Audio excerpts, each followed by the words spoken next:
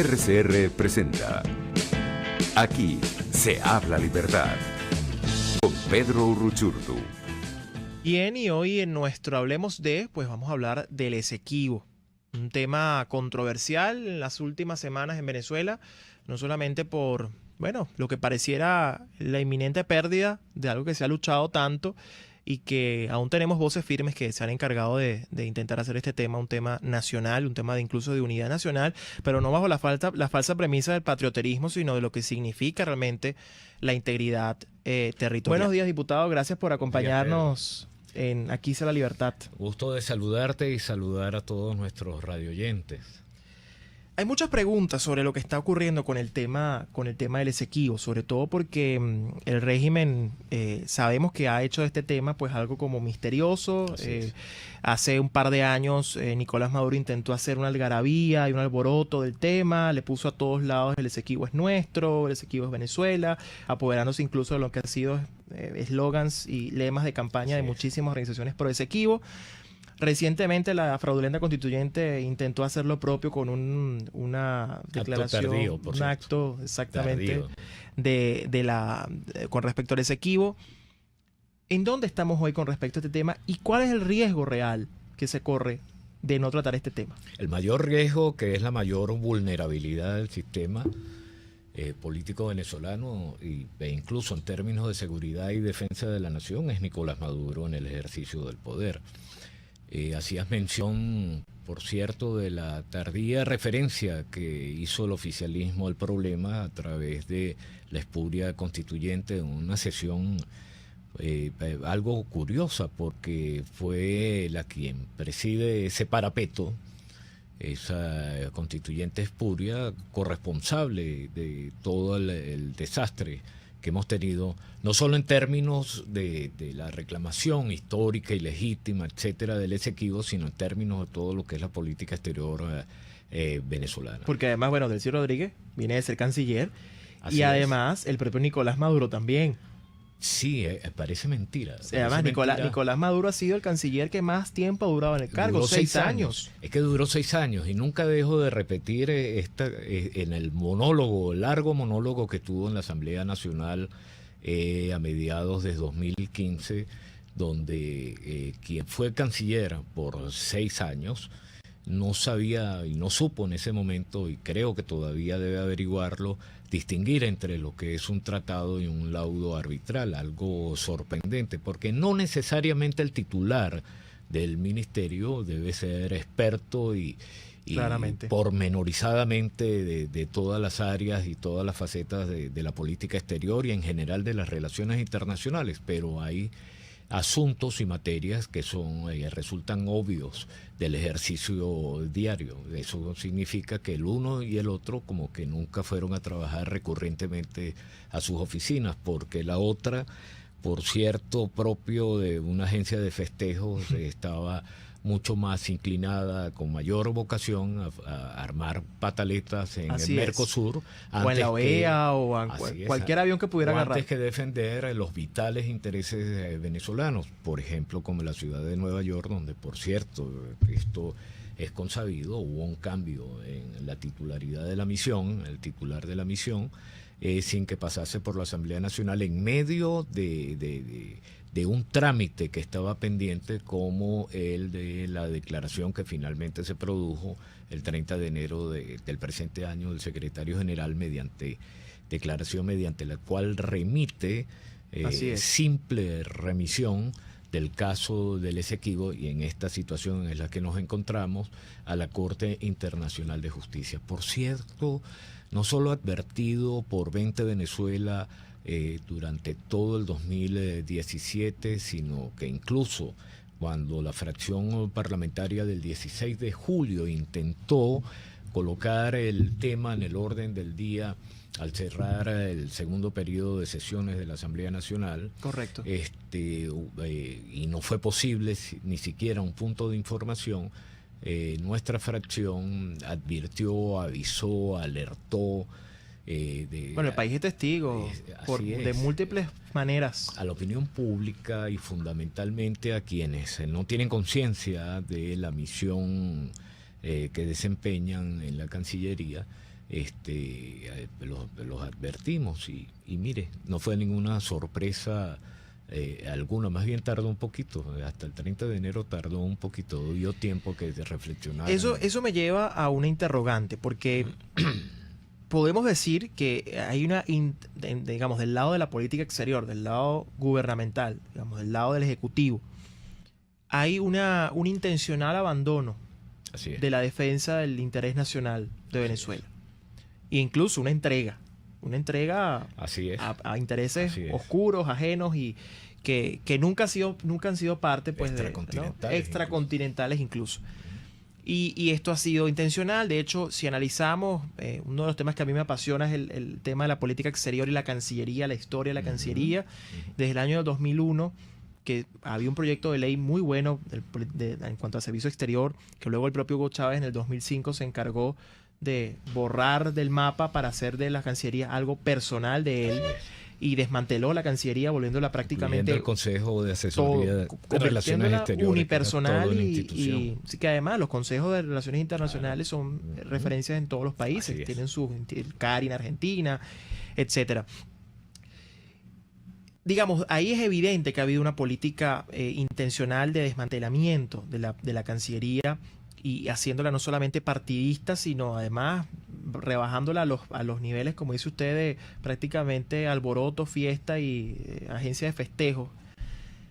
Pero ¿qué pasa del lado de la oposición? Porque si bien es cierto, y voy puntualmente al caso del Parlamento. Eso es clave. Porque yo puedo entender que hay una política intencional por parte del régimen, pero del lado opositor parece que hay un silencio sobre este tema, que una de las prioridades debería ser precisamente la defensa de la integridad territorial. No solamente como un llamado a las Fuerzas Armadas, que son las que velan por la seguridad de las fronteras, etcétera, sino que incluso el Parlamento, cuando vemos que tardó hasta el 30 de enero, cuando sabemos que desde el año pasado, incluso antes, parlamentarios comprometidos con este tema andaban presionando, apenas el 30 de enero de este año se hace una especie de desagravio y una especie de bueno, decimos un acto aquí, cultural. Un acto cultural prácticamente. Y pareciera que eso quedó como en eso, en un saludo a la bandera, y ahí se quedó una sesión más del Parlamento. Tocas un tema importante, que es el de la formulación interna de una política pública como la política exterior. Así aunque es. Suene muy grandilocuente, no, pero es así. Pero antes no era problema en nuestro país, porque había fórmulas y procedimientos para formular, para plantear y para impulsar, concebir y desarrollar una política exterior consona con los intereses de una democracia pluralista. Ahora no. En esto siento que ha fallado la oposición, porque excepto 20 Venezuela, ha sido también la oposición indiferente al tema del Esequibo y de la política exterior en general, excepto los que parece muy obvio tocar los problemas suscitados injustamente por la diáspora venezolana, que de un modo u otro los ocupa, pero presiona, es un elemento de presión al final. Sí, pero también es un elemento que también se presta para el juego político demagógico, etcétera, como realizar giras internacionales y todo, que forma parte de las festividades de la época, ¿no? Así es. Bueno, eso iba, porque además hay un tema allí con respecto a lo que llaman la diplomacia parlamentaria. O sea, digamos, las relaciones se han manejado a ese nivel. Congreso, bueno, algunos presidentes de países que han recibido algunos diputados, pero al final de cuentas, estas giras internacionales, ¿quién las aprueba? ¿Cuál es su intención? ¿Son realmente giras parlamentarias o son giras partidistas? No quiero pasar por alto, pero lo vamos a retomar porque el asunto es tentador. Lo otro del Parlamento, la actuación del Parlamento, de lo que históricamente fue, incluso en la formulación de una política exterior del Parlamento venezolano. Nosotros nos sorprende como parlamentarios cuando unos u otros voceros, también con mucha grandilocuencia, anuncian sendas giras internacionales.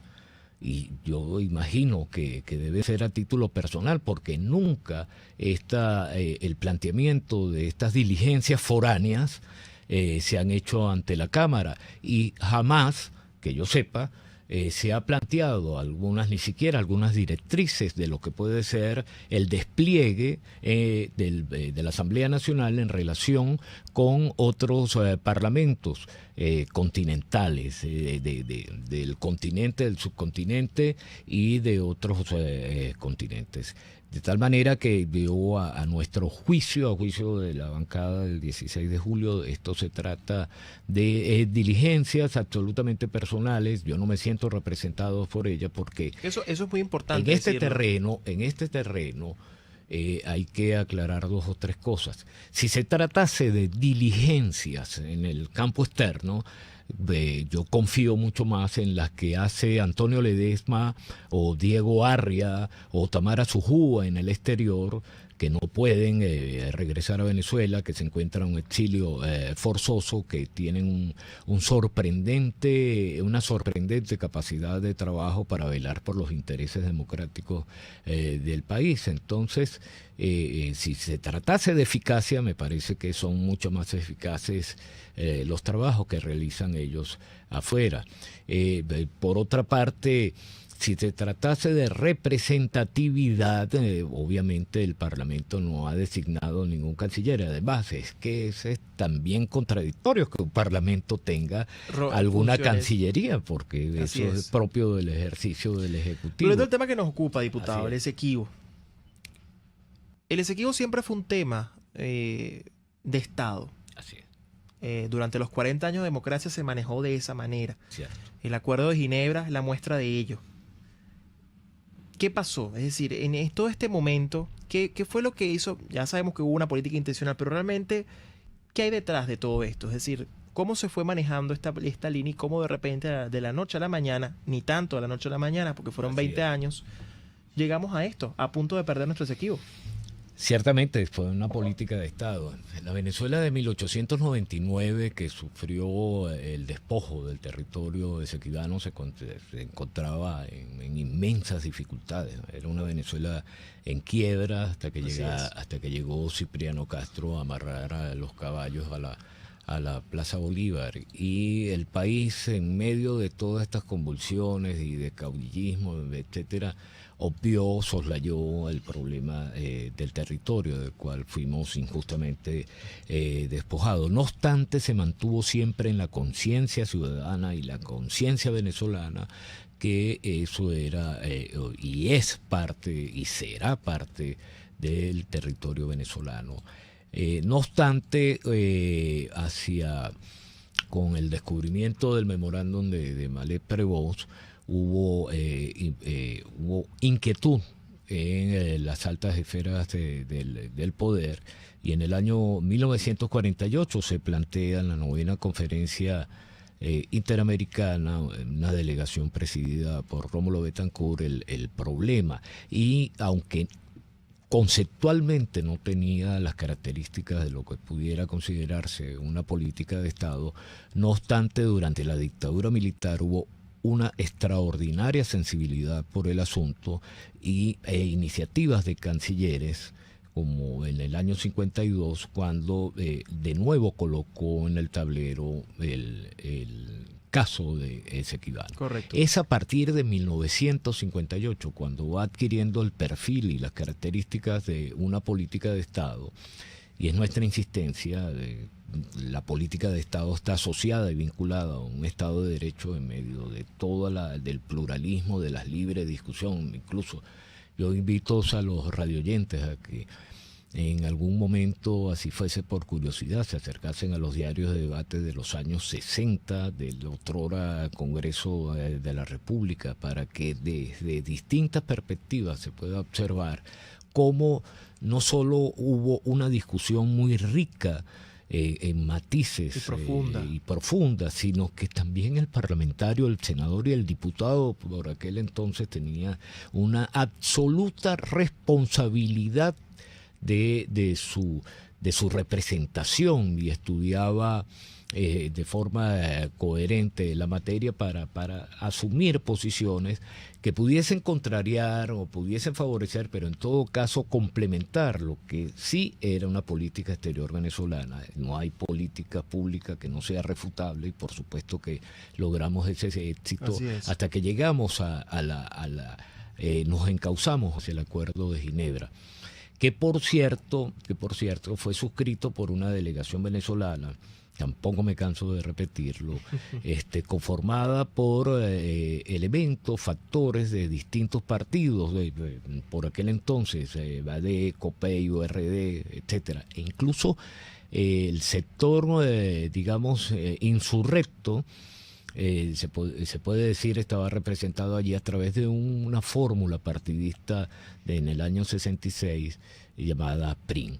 Hay una particularidad también, Pedro, que esto también es un tema tentador, de las sociedades monotemáticas a las sociedades que deliberan y hablan. Cuando se produjo la suscripción del Acuerdo de Ginebra, este país tenía también problemas inmensos, nunca tan dramático como lo de ahora, por cierto, pero cuando se suscribe el acuerdo en febrero de 1966, había problemas de sabotaje de la guerrilla en los oleoductos. Hubo problemas del alzamiento de Ramo Verde a finales de febrero. Es decir, estábamos nosotros también problemas petroleros, pero era el año 66 de la reforma tributaria, que para los historiadores es un tema bien interesante, etcétera. Es decir, época muy compleja que nosotros, como país. Claro, pero es que Venezuela siempre fue un país complejo y plural, porque somos una sociedad también con una tradición republicana que se la llevó por el medio este proyecto hegemónico, totalitario, antirrepublicano por excelencia, al abrir las puertas del siglo XXI, que además, tamaña ironía, un siglo que era prometedor y resulta que ahora nos tiene por inquilinos muy precarios. Entonces, por supuesto, así como se fueron otros asuntos importantes por el desagüe, o sea, así como esta era una Venezuela saludable. Manuel Caballero incluso tiene un rico ensayo sobre las características de la Venezuela culta, saludable, pacífica. De igual manera se fue por el desagüe el tema el problema de la reclamación del Esequibo, y comenzó a improvisar.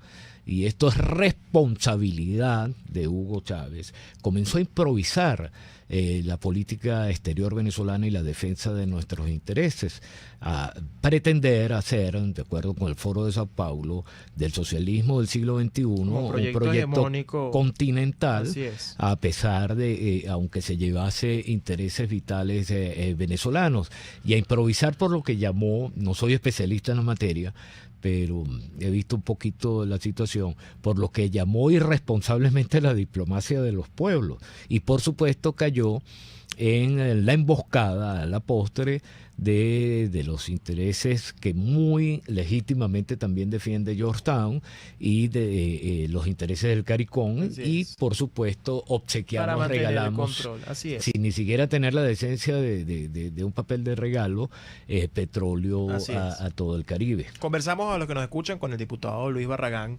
sobre el tema del Esequibo. Importante además toda esta recuento histórico de lo que ha sido un tema que fue adquiriendo la importancia de vida como tema de Estado. Un pensamiento profundo. Un pensamiento, una reflexión profunda, y que hoy pues pareciera ser, como decía usted, un evento cultural y no más de eso, y parecer más allá, aun cuando, digamos, y esto sin menospreciar el esfuerzo que muchas organizaciones han hecho en defensa de esto, presionando, pero me refiero fundamentalmente a la clase política que no ha entendido de lleno que esto debe ser una bandera, sin caer además, porque hay mucha manipulación. Bueno, pero entonces el nacionalismo, el patrioterismo, no.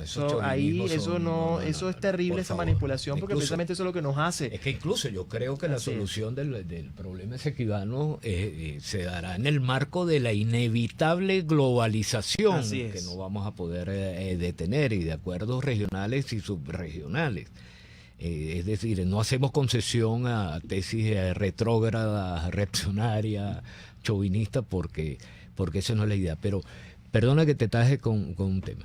Ciertamente la dirigencia política venezolana no ha respondido, y esto es una autocrítica que es necesario Eso es importante. hacerse con la debida diligencia, prontitud, conocimiento de causa y solvencia, incluso académica sobre el tema. Pero afortunadamente, y es un buen indicio de los tiempos que vienen, afortunadamente hay una sociedad civil organizada que ha mantenido viva la polémica, el interés, la importancia, la jerarquía del Esequibo, y también es mi mapa, es el Instituto Venezolano de Estudios Fronterizos, es el Consejo Venezolano de Relaciones Internacionales, es ONSA, es decir, y eso también es una buena noticia, porque cuando falla la dirigencia que se supone que tiene vocación para conducir el Estado, la sociedad no se paraliza. Y ojalá entre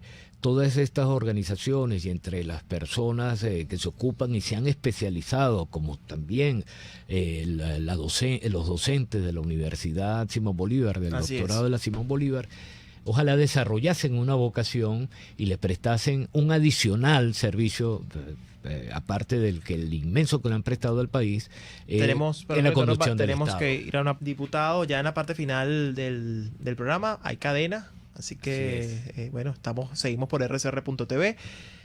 Ya en la parte final del programa comentábamos ahorita, pues fuera del aire, que al final hay como una especie de responsabilidad por acción en cuanto al régimen y cómo ha manejado este tema irresponsablemente, una manera, digamos, ha sido intencional la manera como se ha ultrajado la soberanía venezolana, pero también pareciera que hay una responsabilidad por omisión por parte de quienes debieron haber asumido esta bandera desde la oposición, la dirigencia, presionados por la sociedad civil, que sí ha asumido su rol, hay que decirlo. Muchísimo. Pero la dirigencia parece que se ha hecho pues la sorda, la ciega sobre este tema, hasta que al final tuvieron que decir algo, ¿no? Y es lo que hemos estado viendo. ¿Qué corresponde ahora? Porque estamos en una fase muy delicada con lo que hizo el secretario general de las Naciones Unidas, que había sido algo evitado permanentemente en nuestra diplomacia, porque sabíamos que eso podría colocar en riesgo más que nunca nuestra integridad territorial y la pérdida del Esequibo, digamos. ¿Qué toca hacer ahora? Y esta con la reflexión final, tanto como venezolanos, ustedes como parlamentarios, como nación. Después de un año de planteado, de hecha la propuesta de la conformación de una comisión de seguimiento del caso, aunque nosotros lo planteamos en los términos de elaboración de una política de Estado alterna. Además, cuando no hay política de Estado, más que quejarse hay que proponerla. Así es. Fue nombrada una comisión denominada mixta, aunque nosotros tiene sus matices y sus bemoles. La planteamos como una comisión especial. Y por lo pronto debemos orientarnos, en primer lugar, a intensificar el trabajo de esa comisión, e intensificarlo y abrir las puertas para que todos legos y especialistas permitan trazar una política en relación al tema, a la Asamblea Nacional, de una forma mucho más responsable, convincente, coherente y profunda de lo que hemos tenido hasta el momento. En segundo lugar, también creo que es necesario respaldar el trabajo que hace la sociedad civil organizada, que seguramente tendrá mucho más luces por sus no solo historiadores y juristas, sino por todo aquel que les duele, realmente les duele este país.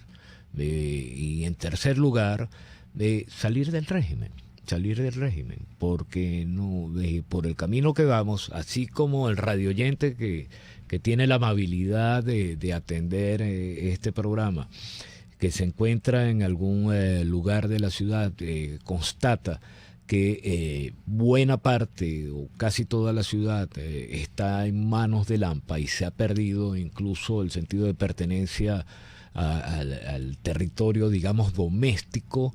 Bueno, cuando vemos lo que está ocurriendo en Tocuyito, al final ese es el testimonio de un país, del Estado, un país en manos de mafias. De mafias. El Estado no ejerce su jurisdicción y su soberanía ni siquiera en el territorio interior. Claro, porque estamos hablando de mafias y estamos hablando de un particular proyecto totalitario que tampoco tiene precedentes. Esto no es la modalidad es que siempre conversar contigo la tentación es conversar.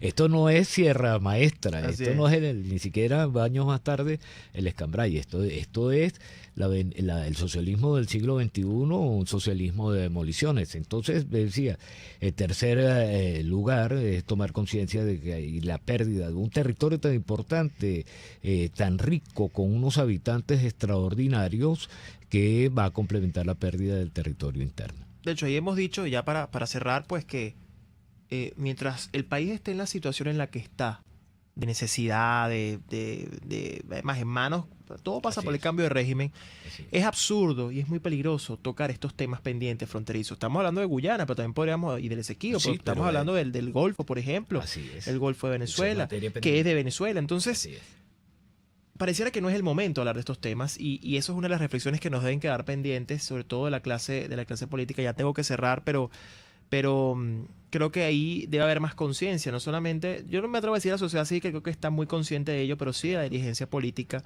hacia dónde debemos ir. Es que el momento, pareciera el momento no es para decidir, pero sí para hablarlo, sí para y crear las condiciones. Y echar las bases de lo que será la política de Estado en un futuro. Así es. Bueno, muchísimas gracias a todos por acompañarnos. Gracias, diputado, por siempre su ilustrativa explicación. Y bueno, seguimos en contacto. Ya saben, nos escuchamos el próximo jueves en Aquí sea la Libertad. Chao, chao.